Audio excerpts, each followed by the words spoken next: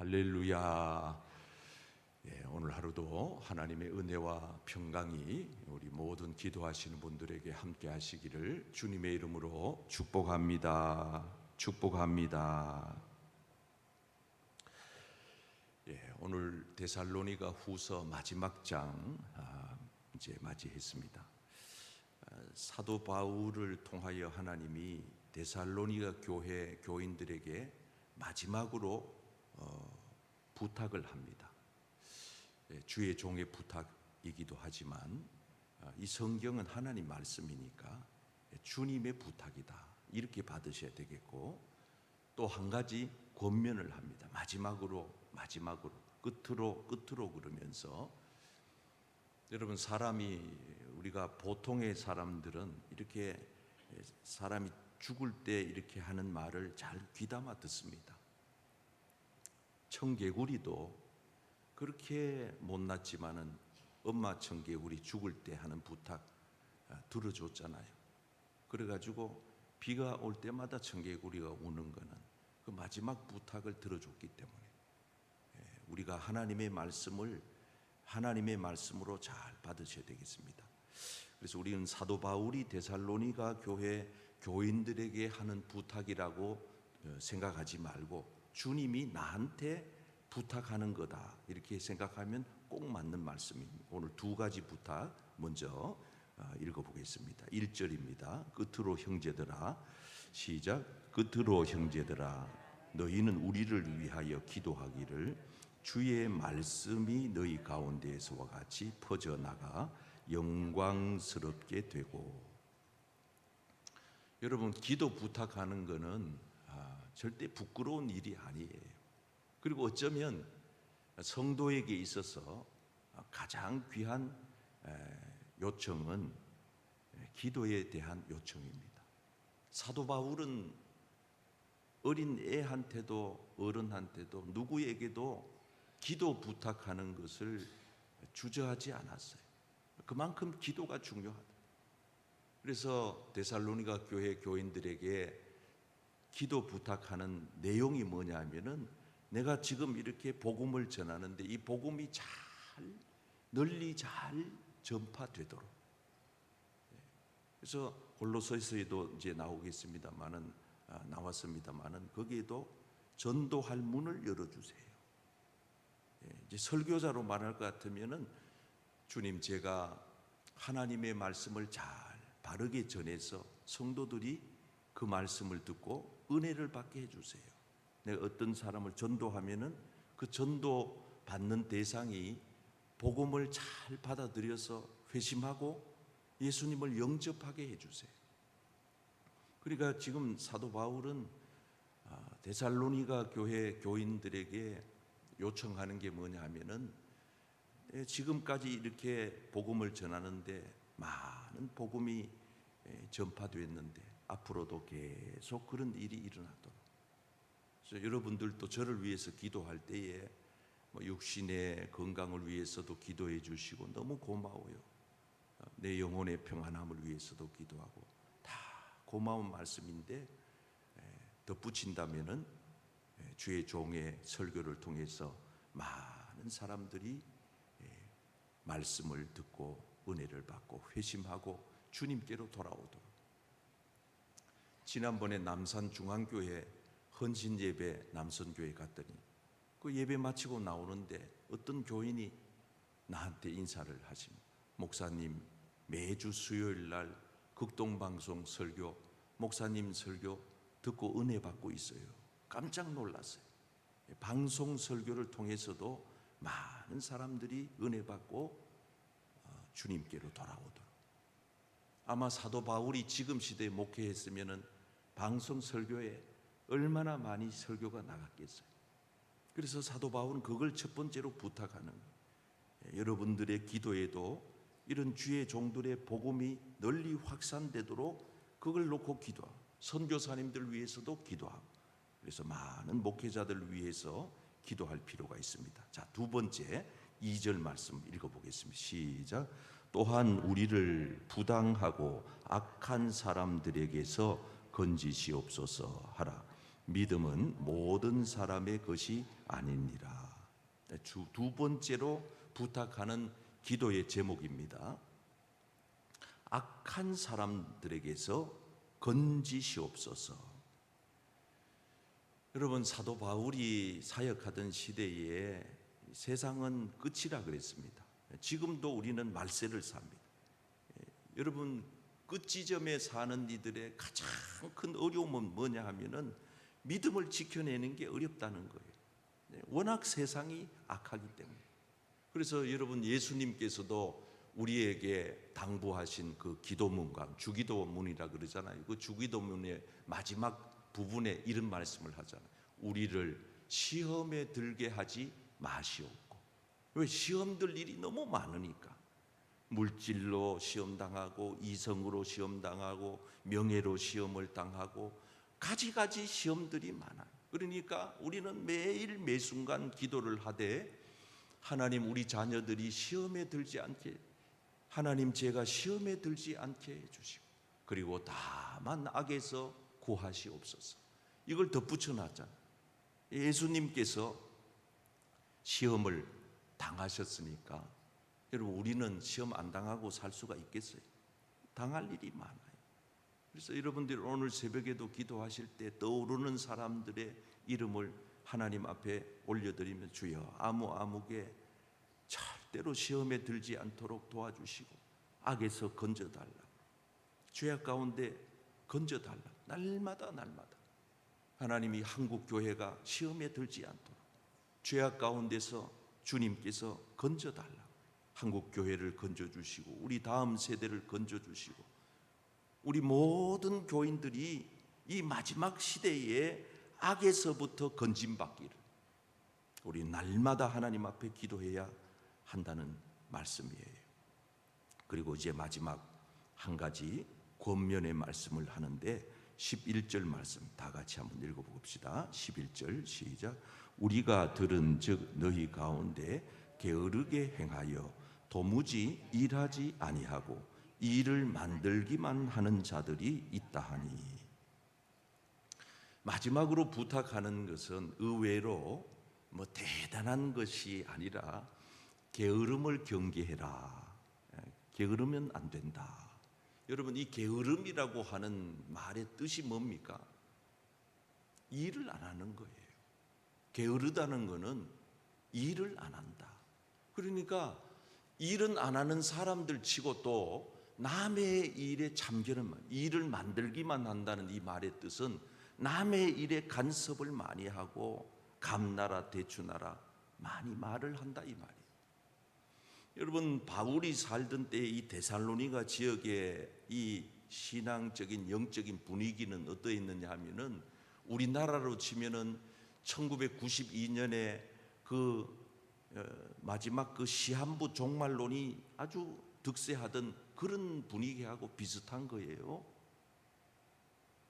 집값은 올라가고 경제는 바닥을 치고 삶은 핍절하고 곤고할 때 사람들에게 꿈꾸는 소망이 뭐예요? 아유, 이 세상 그만 살았으면 좋겠다.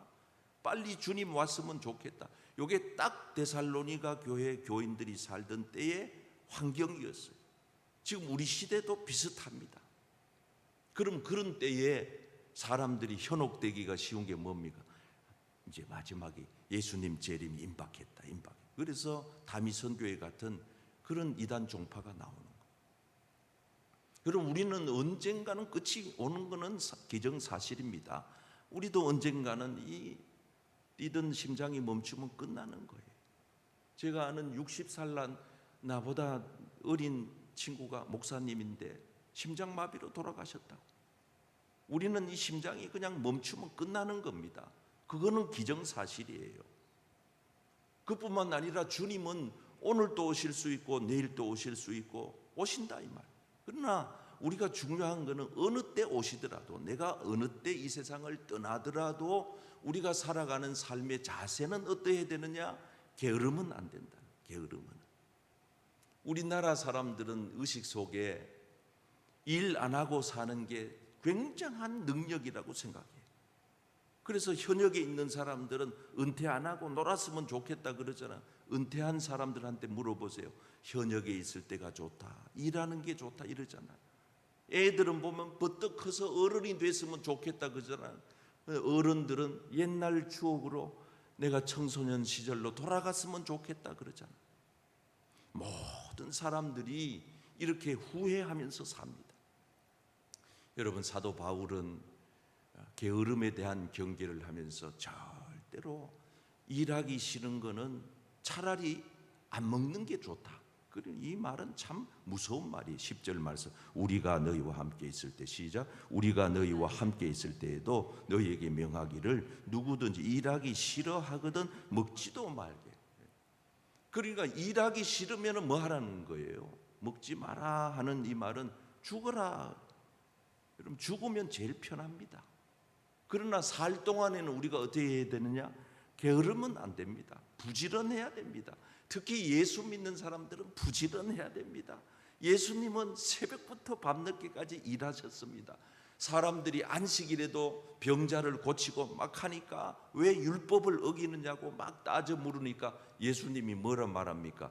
아니, 하나님도 일하시는데 나도 일하는 게 마땅치 않느냐? 이 안식일을 범하면서까지 죽어가는 영혼을 살려내는 그 예수님의 일하시는 모습. 그래서 성경에 보면은 여러분, 게으른 자들은, 심지어 솔로몬은 뭐라고 말하느냐 하면은 개미한테 가서 배우라. 여러분, 개미는 어떤 특별한 조직도 없고 시스템도 없는데 우리는 40도 넘으면은 일 안 하고 쉬는 시간을 주지만 개미는요, 지금도 바깥에 나가 보세요. 열심히 일합니다. 그래서 게으른 자들을 향하여서 하나님이 솔로몬을 통해서 뭐라고 말하느냐? 어느 때까지 잠만 잘래? 좀 더 자자, 좀 더 쉬자, 좀 더 놀자. 이렇게 하면은 금세 가난이 몰려온다. 결국은 여러분, 꼭 가난한 거는 일하지 않아서 게을러서 그렇다는 건 아니지만 우리 자본주의 사회에서는 부지런히 일을 하면은요, 뭘 해도 먹고 살 수 있도록 시스템이 갖추어져 있어요. 그래서 지금도 보면은 우리나라 사람들이 일을 얼마나 안 하는지, 내가 오늘 새벽에 일어나 가지고 우리나라 사람들이 일 안 하고 사는 이가 얼마 정도 되느냐 이랬더니 이 AI가 통계를 쫙 뽑아주는데 기가 막혀요. 멀쩡하게 일할 수 있는데도 일 안 하고 그냥 놀아요. 그냥 놀아요. 그럼 놀면 어떻게 되느냐? 굶어 죽으면 안 놀 텐데 또 먹여 살려요. 누가? 국가가. 여러분, 이게 자본주의 사회가 가지고 있는 맹점입니다. 그러니까 험한 일, 위험한 일, 굳은 일, 더러운 일, 힘든 일 안 하겠다 그러니까 안 하면은 국가 시스템이 멈춰지니까 어떻게 합니까? 그러면 외국인들이라도 와라. 중국도 좋다, 베트남도 좋다, 미얀마도 좋다, 캄보디아도 좋다, 이제는 몽골까지 와라. 요 사하구에 가보면은 제가 가끔 낙동강에 운동 삼아 산책 삼아 나가면은요, 그 퇴근하고 외국인 근로자들이 그 강바닥을 가득 채웁니다. 이게 현실입니다. 그러면 외국에서 온 그 근로자들은 혼자 오느냐? 혼자 안 와. 부인이 한국 사람인 경우는 거의 못 봤고요. 대부분 같은 동료끼리 만나가지고 결혼했는데 깜짝깜짝 놀라는 거는요, 애들을 데리고 오는데 한 명 데리고 오는 부부는 거의 못 봤습니다. 적어도 2명, 많으면 3명, 4명을 데리고 옵니다. 이 뭔 현상이냐 하면은 한국 사람들은 이제 일 안 한다 이 말이에요. 하기 싫다 이거예요. 안 해도 국가에서 먹여 살린다. 그러니까 외국인들이 와가지고 일 안 하면 국가가, 공장이 멈추니까 외국인들이 이제 들어와가지고, 그러면 외국인들한테도 다 의료보험 시스템 혜택 다 주고 뭐 연금 주고 퇴직금 주고 하니까 이 친구들이 돈 모아가지고 자기 나라 가면은 재벌 갑부가 금방 되는 이유가 뭡니까? 일하니까. 멋있는 오토바이 타고 와가지고 막 삐까번쩍하게 막 폼 잡습니다. 어떤 친구들은 승용차 반짝반짝하는 거 몰고 옵니다. 제가 뭔 얘기를 하느냐 하면은 우리 예수 믿는 사람들은요, 일 안 하겠다고 하는 생각을 버려야 돼요. 교회들도 이제는 편성해 가는 거죠. 주방에서 밥해가지고 교인들한테 밥을 서비스하는 교회가 이제 얼마나 될 것 같아요? 앞으로 가보세요. 점점 없어집니다. 큰 대형 교회도요, 우리 노회에 있는 교회도요, 외부에 업주를 줘가지고, 그래가지고 그 뷔페 식당에서 배달해가지고 교인들 밥 먹입니다. 우리 노회 안에도 그런 실정입니다. 일 안 하겠다는 거예요. 하기 싫다는, 집에서도 시켜 먹고 반찬 가게 가가지고 사서 먹는데 무슨 교회에 가가지고 험한 일, 굳은 일을 하느냐 이 말이에요. 여러분, 물론 우리가 쉬어야 됩니다. 너무 피곤하니까 현대인들은. 그러나 우리가 기억해야 됩니다. 게으르면 안 돼. 교인들은 절대. 얼마나 게으른지 잠언서를 읽다가 보면은요, 혼자 읽다가 웃어요. 이런 말도 나와요. 사람이 게으르면은요, 숟가락에 손을 갖다가 넣고도 자기 입으로 이게 떠올리는 거를 안 떠올려. 손을 숟가락에 그릇에다가 넣고 입으로 올리는 것도 싫어하는 거예요. 여러분 집에 청소년 아이들 잘 들어야 됩니다. 자기 침대에 잠자리 뒷정리하는 애들 거의 없습니다. 자기 방, 그 조그만한 자기 방 애들이 청소 안 합니다. 쓰레기통 안 비웁니다. 머리카락 날립니다. 그러니까 그런 애들이 교회 오면은 교회 선풍기가 돌아가든지 에어컨이 돌아가든지 불이 켜 있든지 하나도 의식을 안 합니다. 이런 의식을 가지고 나중에 목회자가 되잖아요. 교인들의 헌금이 무서운 헌금이라는 걸 모르는 거예요. 마구잡이로 쓰는 거예요. 그리고 일하는지 아십니까? 안 합니다. 요리조리 사람 눈치만 보고 일 안 합니다. 놀 생각만 합니다. 어떻게 하면 자기가 더 많은 걸 가져갈까만 생각합니다. 망하는 길이죠. 그러면은 교회만 망하느냐? 국가가 망하는 거예요. 그래서 신앙의 가장 중요한 비결은 저는 이거라고 봅니다. 아까 그 띄었던 거 로마서 12장 12장 11절 읽어봅시다. 같이 시작. 부지런하여 게으르지 말고 열심을 품고 주를. 여기 다 나와 있습니다. 신앙인이 마지막 때를 사는 삶의 지혜가 여기 다 나와 있습니다. 첫째는 교인은 부지런해야 돼요. 죄송합니다. 저는 이렇게 30년 40년 목회 생활을 하다 보니까 오늘 새벽에도 3시에 깼어요. 저녁에 좀 일찍 잡니다. 대신에 그러면 새벽에 일찍 일어나 뭐 하느냐? 맑은 정신으로 말씀을 연구하고 기도하고 하나님 앞에 집중하는 그 고요한 시간, 그 시간이 나에게는 꿀 같은 시간은 금 같은 시간. 오늘 또 수많은 산적한 기도의 제목을 아버지께 올려드립니다. 목회자들이 게으르면 한국 교회는 끝나는 겁니다. 설교가 허술하게 준비되고 교인들을 섬기는 게 게으르면은 그 교회는 끝나는 겁니다. 성도들도 부지런해야 됩니다. 일할 게 없는 게 아닙니다. 기도로 일하는 겁니다. 기도도 일입니다. 기도도 교회 와서 부지런히 예배 참석하는 것, 이것도 일입니다. 게으르지 말고 열심을 품고 주를 섬기다가 우리 주님이 언제 오실지 일할 수 없는 밤이 속히 오는 거예요. 이제 일하고 싶어도 집에 가서 쉬세요 이럴 때가 속히 오는 거예요. 그러니까 사도 바울은 데살로니가 교회 교인들에게 게으르지 마라. 차라리 게을러 하려면 먹지도 마라. 여러분, 만약에 우리 한국 사람들한테 일 안 하면은 먹는 것도 먹지 마라 그러면은 일 안 할 사람이 있을까요? 다 하죠. 일 안 하는데도 먹을 게 차고 넘치니까 복지관에서도 갖다 줘, 교회에서도 뭘 갖다 줘, 이젠 쌀 갖다 주면은요, 아이고 그만 가져오세요 그럽니다. 먹을 게 차고 넘치니까. 여러분, 애들 투정 부리고 막 불평하잖아요. 하루만 굶겨 보세요.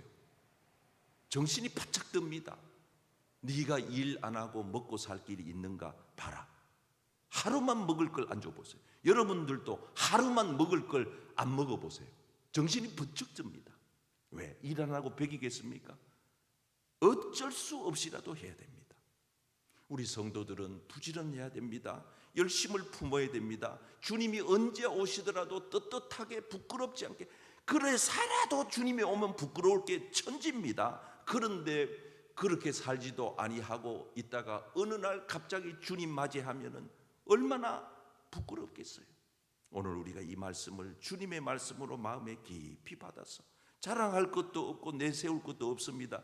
그냥 내 자신의 삶에서 최선을 다해서 부지런하게, 게으르지 말고 정직하게 주님 앞에 부끄럽지 않게 살아가는 오늘 저와 여러분 되기를 주의 이름으로 축복합니다.